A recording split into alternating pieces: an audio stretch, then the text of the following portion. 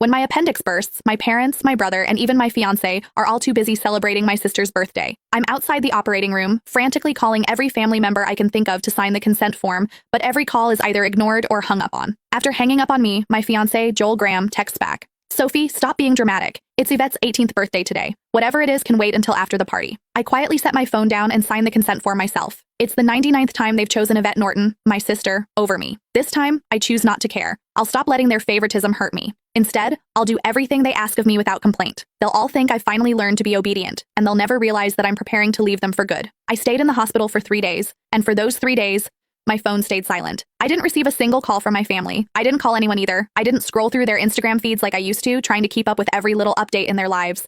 Instead, I just quietly rested in my hospital bed and dragged my weak body around for checkups and payments. Even on the day I was discharged, I didn't tell a soul.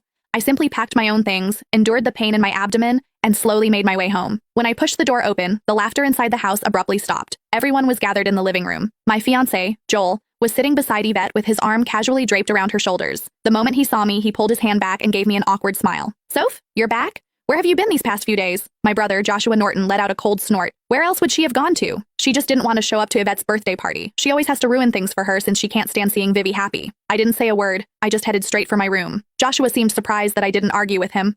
Normally, whenever he accused me of being selfish, I would break down in tears and desperately defend myself. But this time, I'd kept quiet. My mom rushed over to me with a glass of juice. Sophia, we were so busy with Vivi's birthday the other day that we missed your calls. Don't be mad at us, okay? She placed a glass of mango juice in my hand. Although my heart had long since stopped expecting anything, it still ached faintly. I was allergic to mangoes, but Yvette loved them. There was always mango-flavored food and drinks in the house because of that. But no matter how many times I reminded them, no one ever remembered that I couldn't have mangoes. I handed the glass back to Mom and quietly stepped back. I'm not mad, I'll just go to my room. Just as I turned around, a loud noise came from the living room. Dad abruptly stood up and slammed his hand on the table. He screamed, "Why have you been walking around with that sour face ever since you came in? Your mother already apologized and even gave you your favorite drink. What's with that attitude? It looks like we've spoiled you too much." My heart twisted, and even breathing hurt. Tears blurred my vision, but I still lifted the glass from Mom's hand and drank it all in one go. I then gently set the empty glass down and wiped away my tears. I calmly looked at Dad. Yvette's the one who likes mangoes. I'm allergic to them, but it doesn't matter. I already drank it all. Can I go to my room now? Sophia, why didn't you say something earlier if you were allergic to it?